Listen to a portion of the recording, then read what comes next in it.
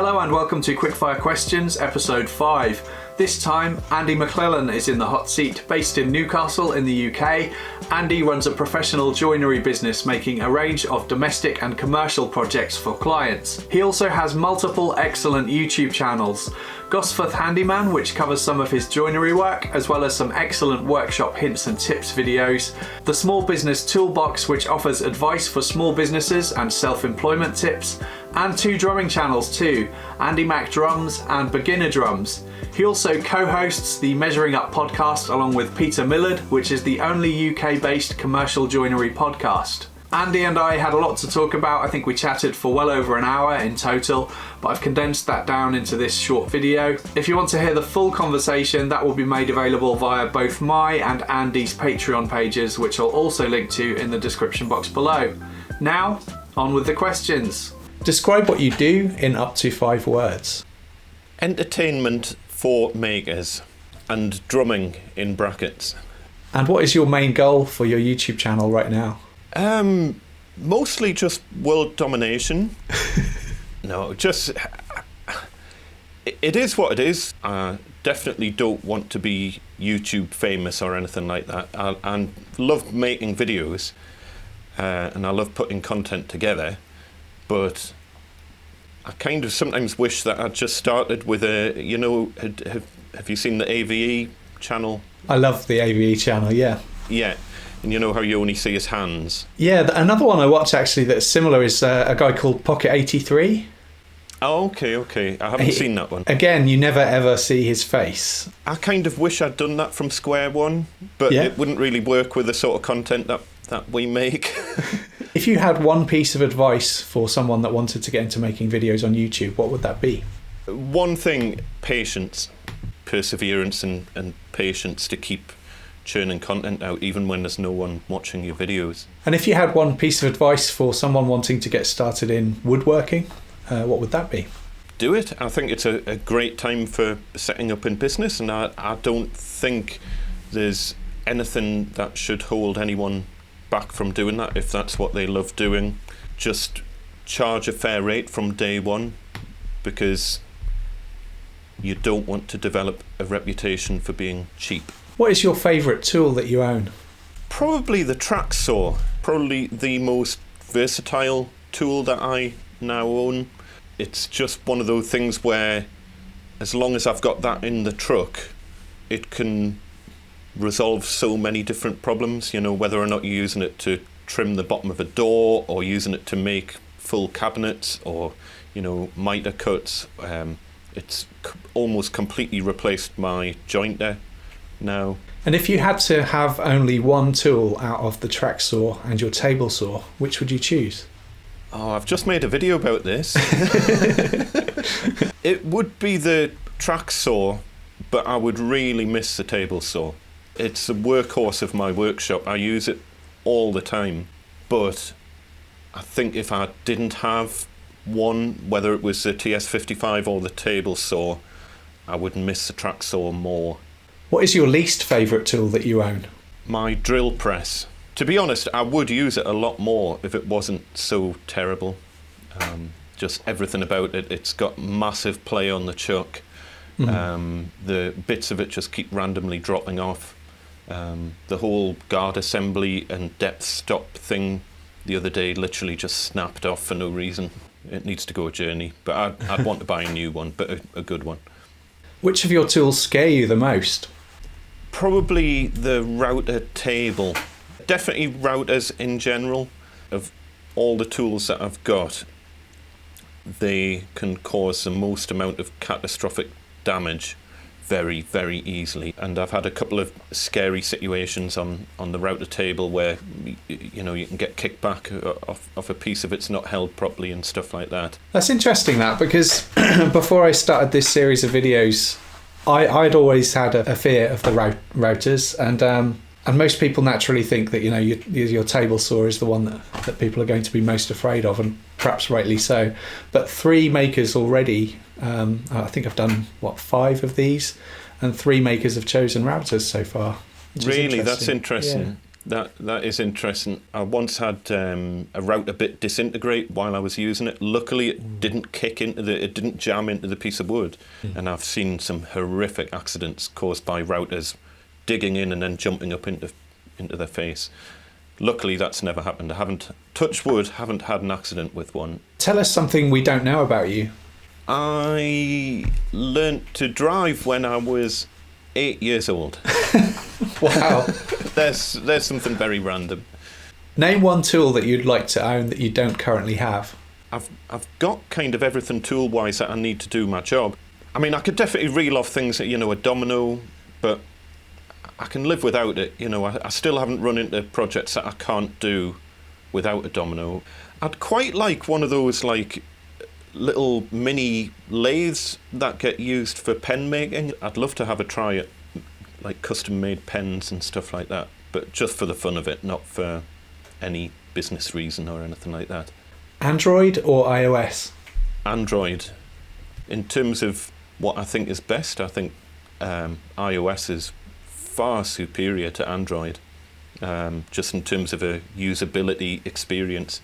But because I'm such a control freak, I end up going down the Android route and then swearing a lot. PC or Mac? PC. Much for the same reason, mostly for control freakish. Anyway. Control freakery. Control freakery, that's the word. Beer or wine? I don't drink. Stopped drinking as of just over 3 months ago, so I've knocked it on the head.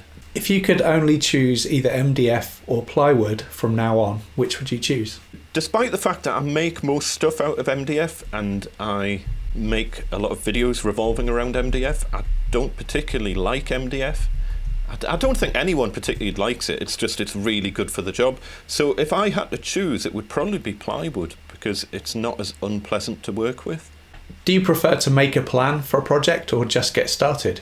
If it's a customer project, I have to plan it out. And it's mainly because I need to take something back to the customer and say, are you happy with this before I start building it? So there'll always be a SketchUp plan that goes back to the customer before I start anything.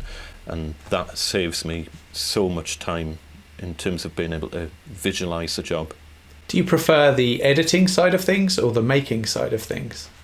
I do enjoy the editing process. I think I've got to be in the right frame of mind, but I do enjoy the editing process, so I would say 50-50 really. Do you have any pets? 2 kids. We had a hamster, and sadly poor Cookie the hamster died a few weeks ago. What is your least favourite part of working with wood? The dust. The dust's just relentless and horrific, and no amount of dust management resolves the problem. What is your worst tool-related injury? I've never had a particularly bad injury that's caused a problem, but I've had quite a few near misses.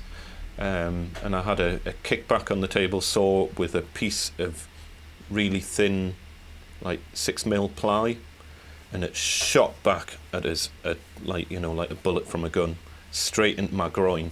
So it was one of those moments where it happened so quickly. It was like, has this piece of wood gone all the way through me? And you're kind of checking yourself and it was luckily I was all right. If we're talking about injuries that have wiped me out for a period of time, the worst thing that I've had is water on the knee from too much kneeling. And I had to have a knee operation, and as a result I couldn't kneel for best part of 3 or 4 months. So look after your knees, folks. What project have you done that you would say you're the most proud of? I made a dressing table organizer thing for my wife as a present, made of tulip wood and reclaimed mahogany, and that was a fun project to make. I still haven't edited the video from it. It scares me because I've got so much footage and I need to kind of edit it down to a 5-minute thing. Wipe off excess glue with a damp cloth or wait for it to dry and then scrape it off? With MDF, I tend to wipe it off with a cloth, just because if I don't, I end up covering myself in it from head to toe. With proper wood, I tend to leave it, but it depends how much glue's there, because I tend to always put far too much glue in joints and it just goes everywhere. So. As a viewer, if you could choose only YouTube or television, which would you choose? Oh, YouTube, without a question. We don't watch television at all. As a family, it's not on the kids' radar at all to watch telly. And therefore, we don't tend to watch things on the telly as a family. We'll watch movies and we'll watch, obviously, Netflix and YouTube even together. But other than a bit of news, television's pretty much gone from our household. Is television doomed, ultimately? Because the new generation just aren't interested at all. And I'm not surprised, because the stuff they put on, the stuff they choose to broadcast. I'm amazed that none of the big broadcasters have made a competitor to YouTube. Maybe it's happening behind the scenes, I don't know. But yeah, to me, in 20 years' time, I think television just will be one of those things that you see in antique shops. Do you have a favourite joke that you can share with us? I'm terrible at remembering jokes. Man goes into a shoe shop to try on a pair of shoes. The assistant gives him the shoes and he puts them on. And he says, they're a bit tight, like. And the assistant says, well, you could try pulling the tongue out. They're a bit tight, like. Do you remember what your first woodworking project was? One of the earliest things that I made out of wood, when I was little, I was obsessed with driving games. I had an Amstrad CBC 464 computer. I took a joystick to pieces, worked out kind of the wiring in the joystick, and I made a set of pedals and a steering wheel before you could buy pedals and a steering wheel for computers. It wasn't proportional or anything, it was like full right or full left type thing, but it worked. Probably I was about 10 years old. Would you say you were more of an introvert or an extrovert? I'm painfully shy. I would class myself probably as an introvert, but I've had many, many situations in my life where I've had no option but to be more extrovert, where I've had to do public speaking, and I've been in a lot of jobs where I've had to talk to a room full of 300 or 400 people. As much as I disliked doing that at the start, when you've done it a lot of times, eventually you can switch off to the nerve side of things to a degree. Still get nervous, but I wouldn't describe myself as an extrovert in any way, shape or form. I've just been forced into that situation through life. I know that you're really into your music. What band or artist are you listening to a lot at the moment? I'm very into the Peat Bog Fairies' latest album. Have you heard of the Peat Bog Fairies? Not heard of them, no. A friend of mine produced their latest album, which is the only reason I've ended up kind of hearing about them. And I went to one of their live gigs, and it was just one of the best gigs I've been to in a long time. It's kind of Scottish folk music mixed with electronica and dance. No way. Yeah. Sounds like an interesting combination. It really works, and you can't be at one of their gigs and not jump up and down. Brilliant. Check out Peat Bog Fairies. Fantastic. So that's it for this one. Thanks to Andy for taking part. It was great to chat. Don't forget you can find links to Andy's channel and podcast in the description box below. Please check them out and show your support for his work. I hope you enjoyed this video. Please subscribe to my channel if you haven't already for more weekly woodworking videos and more quickfire questions too. And thank you for watching. I've got 2 left feet. When I go on holiday, I have to take my flip-flips instead of flip-flops.